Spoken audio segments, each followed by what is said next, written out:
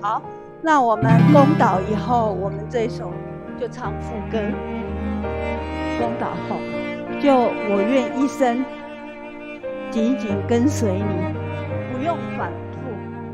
好，攻倒后不用反复。副歌我们就是唱第三谱表，最后3个音。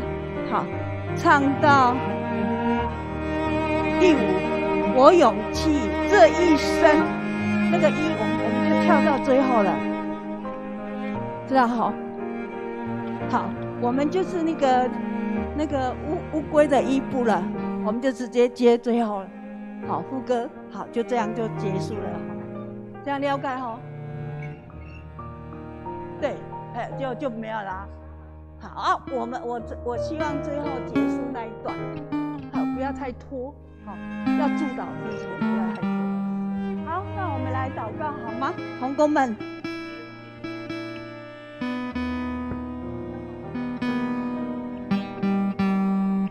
森哥，我们需要站到上面吗？对。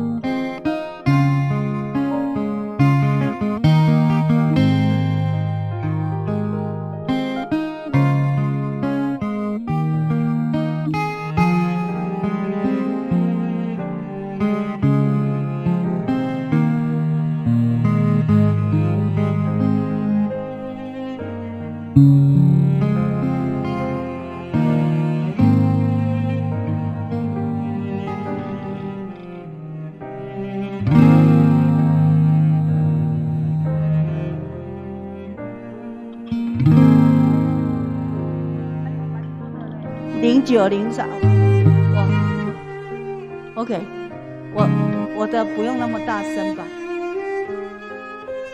我分享的时候大声就好，我唱歌，要不然我就拿下来。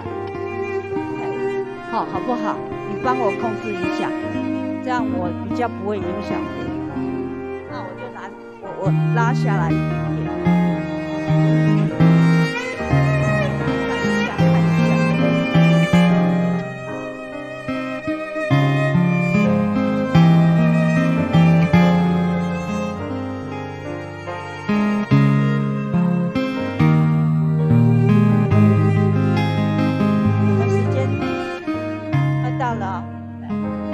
讲话的时候可以大声，没有关系，唱歌不用，好不好？讲话的时候我就可以轻轻的讲，然后我唱歌。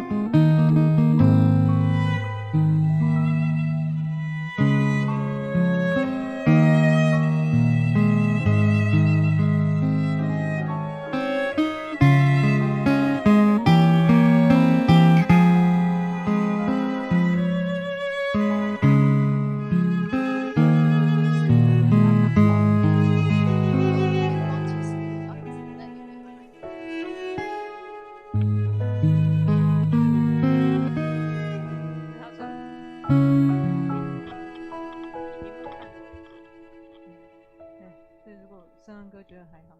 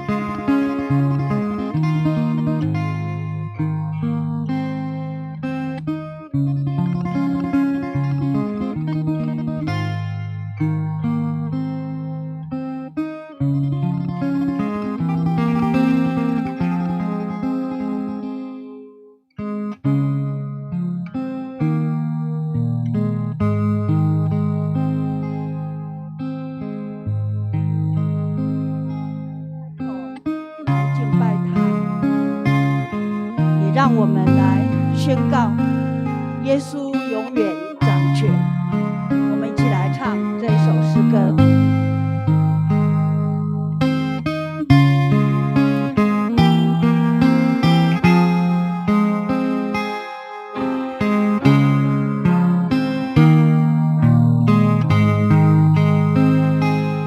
我在患难中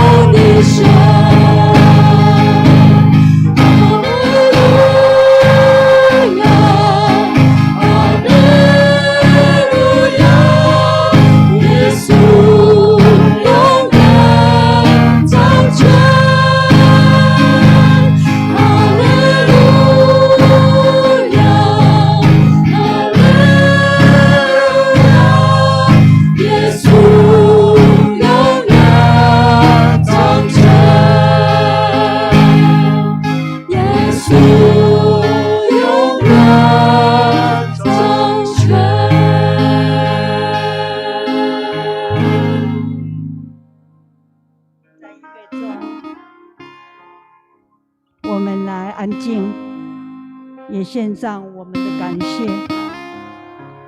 感谢上主是我们的救主，他带领我们，保守我们，让我们安稳，让我们日日蒙福。我们求神帮助我们今天有专一敬拜的心，不管是在现场或是在线上，我们在上帝话语上得着造就，顺服他来祷告。为了今天晚上富强人能够蒙福，在恩典时刻得到上帝大大的祝福，我们用自己的方式，你开口安静，或是你要用方言，你就在神的面前来献上祷告。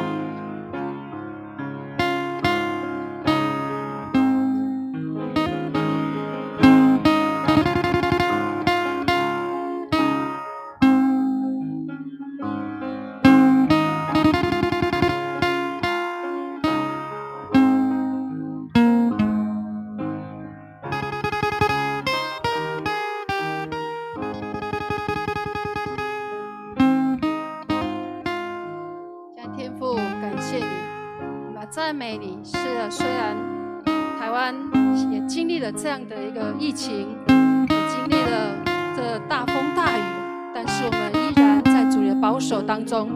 主啊，我们感谢你拣选了我们，让我们有这个机会，也是给我们这个权柄，这个可以祷告的权柄，让我们可以每天能够更多的来亲近你，让我们知道我们成为主你的儿女，享受这样的一个特殊的生命的经历，我们也更要去把握住，在我们每一天都要来亲近神，也让我们在礼拜五的时候可以跟富强的弟兄姐妹，无论是在家里的线上，或是来到现场，我们要一起来敬拜赞美你。因为我们知道，虽然这世上有苦难，无论是疫情的原因，或是各样的生命的挑战，但是在主里面就有平安。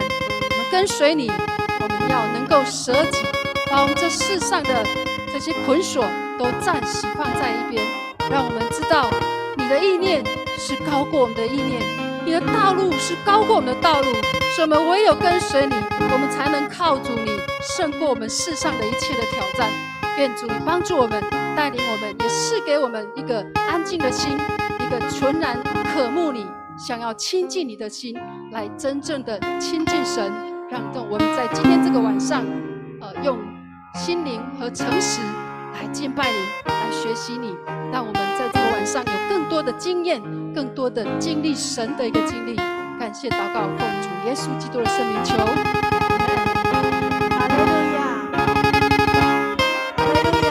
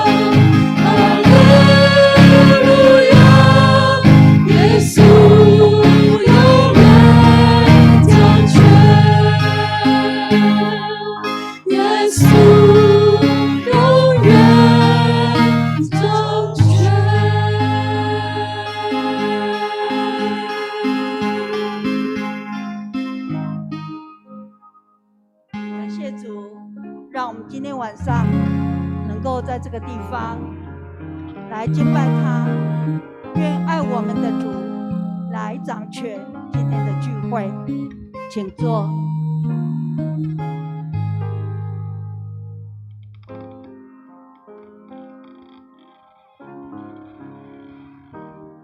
上个礼拜我们有一起分享耶稣在客西马尼园祷告。耶稣给学生一个命令，耶稣叫学生当警醒祷告的命令，继而也是对我们的命令，要我们时时刻刻、时常来警醒祷告。为什么要警醒祷告呢？这个目的是要我们避免我们落入仇敌的试探，避免我们每一个人落入仇敌的试探。我们不可忘记，魔鬼撒旦唯一能够接近我们、攻击我们生命的时刻，就是当他看见我们不提防、软弱，我们没有警醒、警戒的时候。因为当我们不再警醒时，就对圣灵变得比较迟钝，然而离开真理，而得罪神。因此，耶稣才说：“总要警醒祷告，免得入迷惑。你们心灵固然愿意，肉体却软弱了。”之音。所以在客西马尼园，当门徒落入这个试探，是因为他们没有警醒祷告。耶稣是因着警醒祷告，他知道在他身上将要发生的每一件事情。耶稣也是在祷告当中，使自己愿意降服、顺服神，选择献上自己的生命来拯救人类。我们每一个礼拜，我们都以主的祷告文来祷告，其中不叫我们遇见试探，这一句话不叫我们遇见试探，是教我们生命必须理解，当我们没有警醒，试探就会进到我们的生命。这就是为什么当我们面对试探来临时，需要借着祷告，可以在事情发生之前就能够解决它。不叫我们遇见试探，意味着让我们不向试探屈服，或是向着试探让步。所以在雅各书1章14节到15节，我们一起来读，请。但个人被试探，自己的私欲牵引诱惑的，私欲既怀了胎，就生出罪来；罪既长成，就生出死来。好，这段经文告诉我们，我们的意志是可以参与试探的过程。如果我们面临仇敌要攻击我们的时候，我们可以用我们的意志上的行动，事先做好准备。我们坚持在神的意上，我们坚持在神的真理上，我们抵抗，我们逃离试探，我们切断试探，不被试探得逞，或是陷入仇敌的网罗。上个礼拜我们有提到什么叫做警醒，就是灵力清醒。我们要密切注意谨慎，准备就绪，准备好，我们要警醒。另外一个意思，在希腊文还有守望，还有保护、不睡的意思。意思就像一位哨兵、守望者，或是那个守夜人，保持清醒，保持着谨慎的态度。任何的征兆在他警醒当中，他非常的留意他。所以警醒是要我们每一个人必须要这样子的预备好。那如何警醒祷告呢？我们成为一个基督徒，明白如何在信仰上强化我们的灵是很重要的。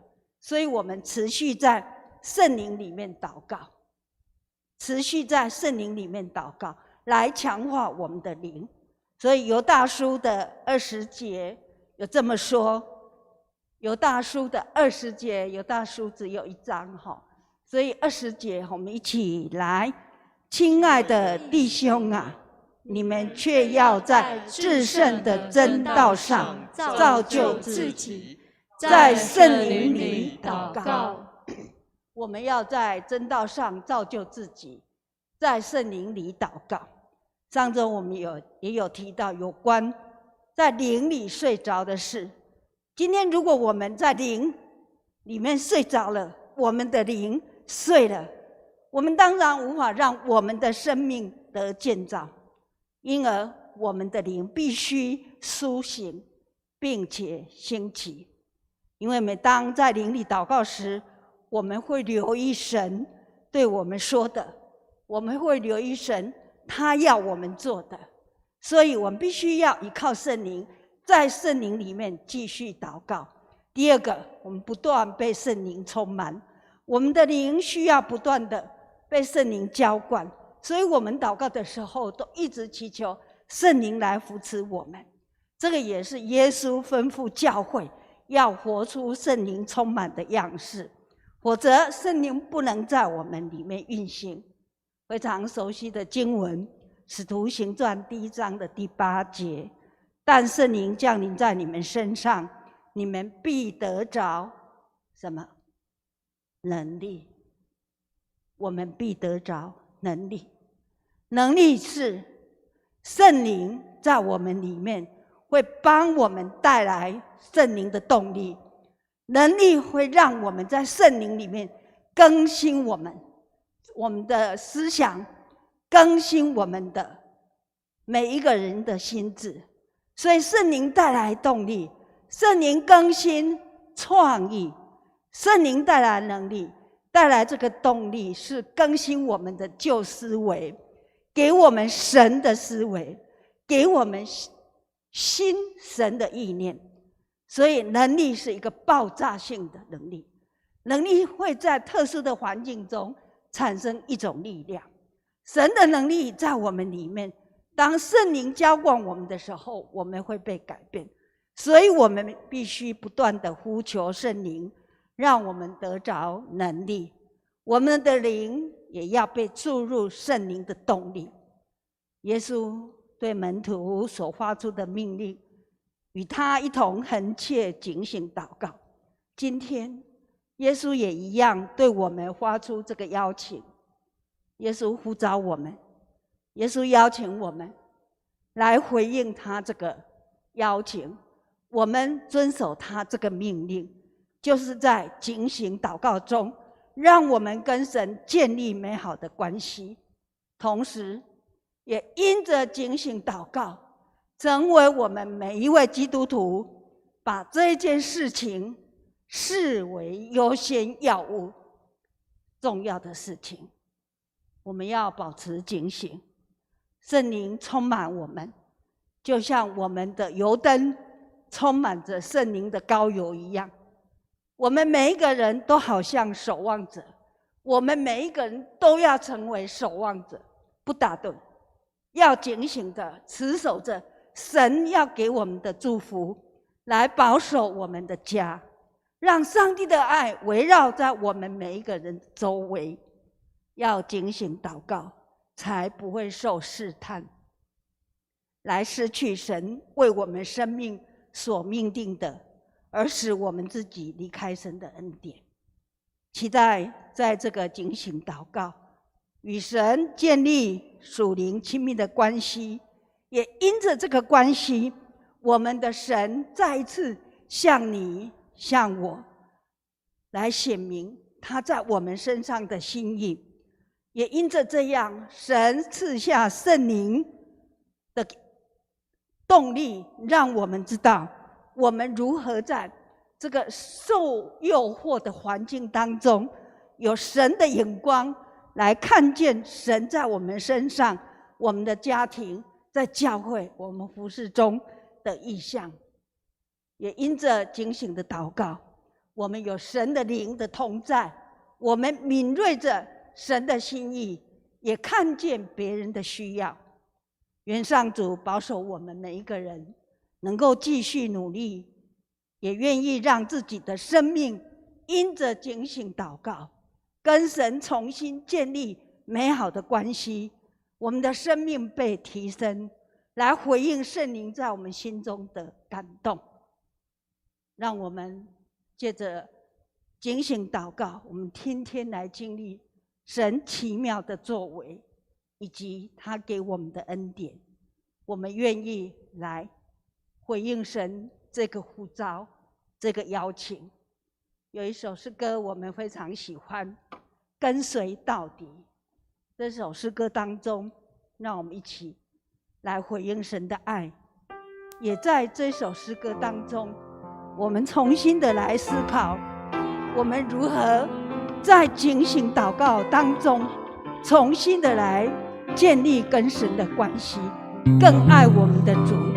也在警醒祷告当中，经历圣灵的带领跟充满，让我们的心仰望他，紧紧的来跟随他。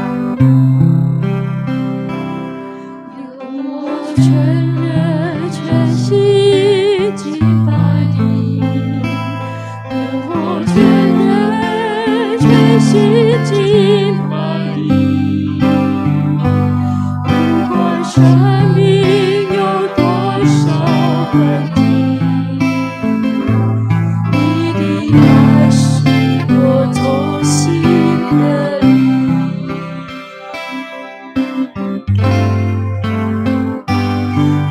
我全心全意来爱你，用我全心全意来爱你，因为你拯救我的生命，让我一生从此有余力，我的人生紧紧跟随你，尽管有风雨，仍然不放弃。求你在每一天给我勇气，这一生跟随你到底，我的人生紧紧跟随你，尽管有风雨，仍然不放弃。求你在每一天给我勇气，这一生跟随你到底，相信你的事就在你计划里，依靠你的宝贝不放弃，相信你的事就在你计划里，依靠你的宝贝不放弃，一生紧紧跟随你，尽管有风雨，仍然不放弃。求你在每一天给我勇气，这一生跟随你到底。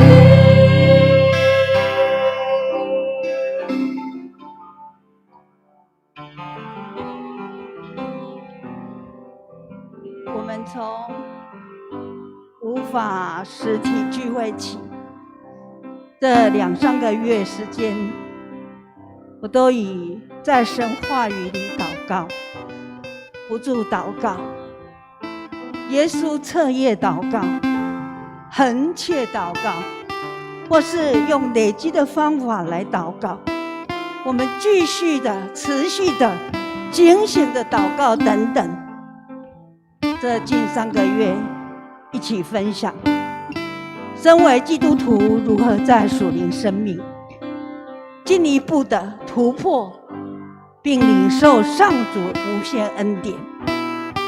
所以邀请大家把你自己交在圣灵里，安静思考自己与神的关系，为着过去、现在、将来的属灵生命祷告，更新自己的生命，更新心为你新的思维，更新你自己生命的态度来祷告，也鼓励我们继续竭力追求，不气馁，不气馁。我们永远在神的话语里面成为一个信仰坚定的人。我们也在神的话语里面生命被建造。我们安静，为个人在灵里警醒复兴来做祷告，也为着我们富强教会的警醒复兴祷告会兴起来祷告。更重要，我们也为着这个月8月起教会各项事工顺利推动，我们一起开口来祷告。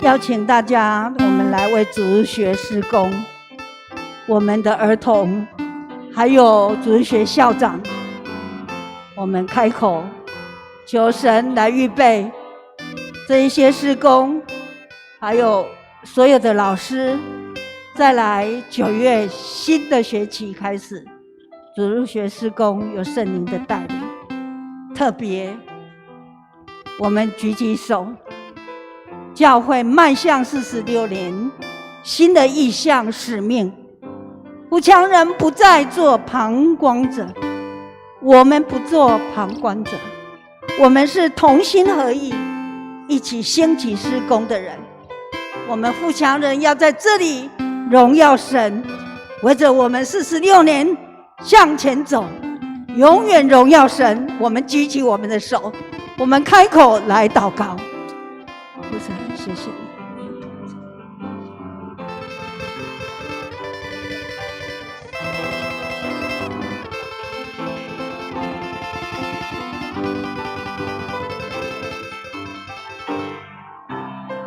天父上帝，谢谢你。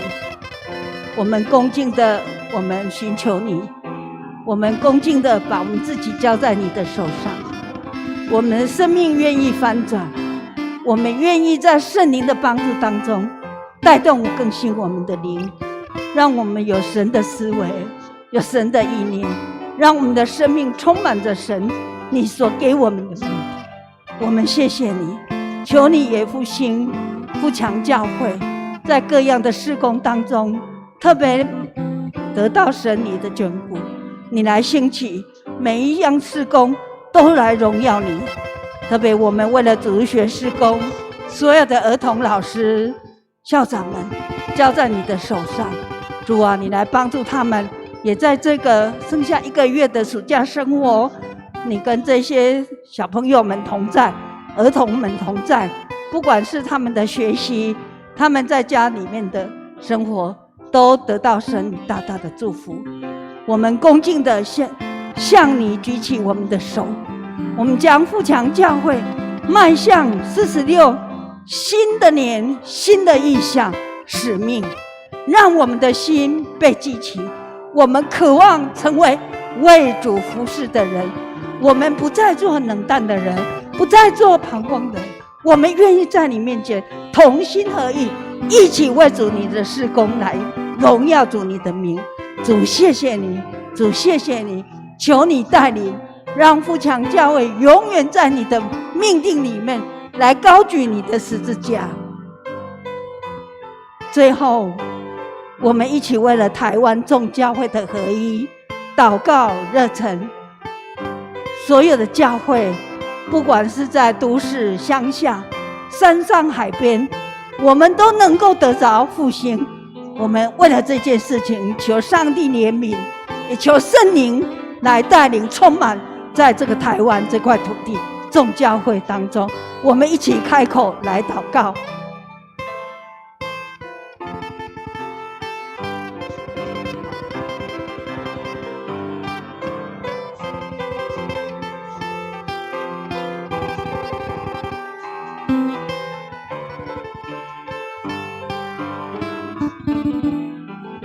天父，我们把台湾所有的教会都奉你的名所设立的交在你的手上，你的圣手亲自来复起，来复兴众教会，让我们在你的面前能够愿意的把自己的生命献上，让我们每一个人都能够跟牧者长子同工，一起在各教会再一次的兴起你的事工。主，只有你怜悯，只有你的爱在我们心里感动我们，也只有圣灵来扶持我们，我们才能够勇往向前。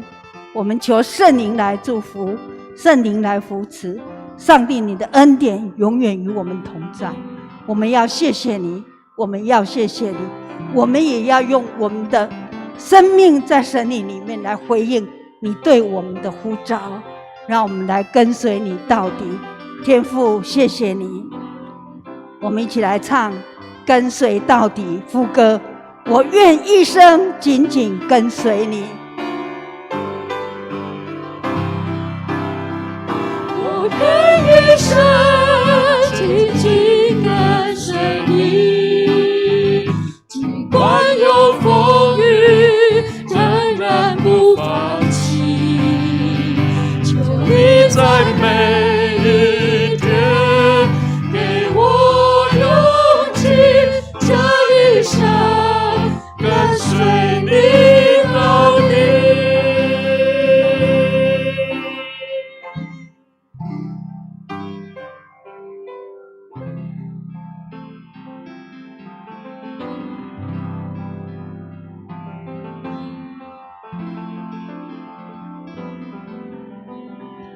慈悲的父神，在风雨的时刻，你是我们的保障，你是我们的堡垒，你是我们的救援。主啊，求你保守台湾，特别是南部地区笼罩在台风过后的西南气流，许多的地方因为下着豪雨，有的坍方，有的积水。神啊，在风雨中我们要依靠你，在艰难的环境当中，你是我们的帮助。主啊，让我们依靠着你的膀臂，我们就不会动摇，我们就没有惧怕。求圣灵保守每一个家庭，我们教会每一个弟兄姐妹，在风雨中看见神的恩典，让我们借着这个祷告，跟神的连结更加的亲密。无论是在礼拜堂，或是在我们自己的家中，因为我们跟神的关系是在于我们的敬虔，跟主在圣灵当中一起密契。愿神保守我们富强教会，经过了45年，主你的恩典岁月，主啊，让我们能够再一次向主来宣告，我们要更加的委身在教会，要一起参与福音的事工，要一起做服事，成为你的门徒。愿你在恩典当中更加的成长，让教会成为地区这个社区的明灯光，还有灯塔，照耀黑暗。主耶稣的爱跟光芒普照在我们所关怀传福音的地方。愿主耶稣基督的恩典、上帝的慈爱以及圣灵的保守与相通，与我们每位弟兄姐妹，我们教会的每一个神的子民同在，从今时直到永远。阿们。我们用拍手来感谢主，谢谢。我们的侍奉同工，我们请回座，感谢赞美主。各位弟兄姐妹，在结束这一个祷告会牧师做1、2点的报告哈。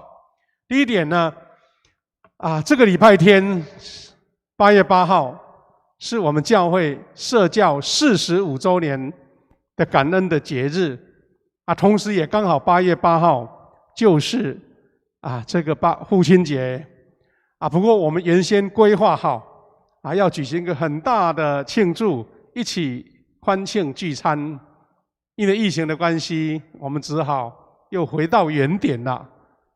我们只能用线上的聚会来诉说神的恩典，线上感恩。所以这个礼拜天呢，又加上因为有这个台风西南气流的大雨所以我们就以这一个线上礼拜为主哈。当然，因为现在已经可以容许50个人以下来聚会。如果弟兄姐妹包括这些服侍同工，也许能够开车的，不受这个下雨的影响，我们教会的停车场就可以方便来参加哈。这是第一点。那因为也是不能实体聚会，所以我们父亲节的庆祝或是赠送礼品，我们就还是暂时来顺延哈，顺延。第二个就是刚刚牧师说过，因为有西南气流很多地方都下大雨、豪雨，那积水求主也帮助保守我们每一个家庭都不受这个豪雨的影响，大家都得平安哈。最后一个呢是我们教会呢为了之后的聚会更方便，我们已经提出了向民政局申请100个人的聚会的一个申请。希望下个礼拜能够正式能够通过。那这样我们8月15号包括我们8月13号的我们的祷告会如果没有这个下大雨的影响，我们就可以做实体聚会了。也请各小组我们的弟兄姐妹预备心，可以来到教会一起敬拜神。愿神赐福大家，在这个祷告会之后，很多小组在线上做小组分享，也求神赐福每一位。我们再次彼此祝福说，愿神的恩典跟你同在。好，愿神的恩典跟你们同在。好，各位平安，我们礼拜天再见，谢谢大家。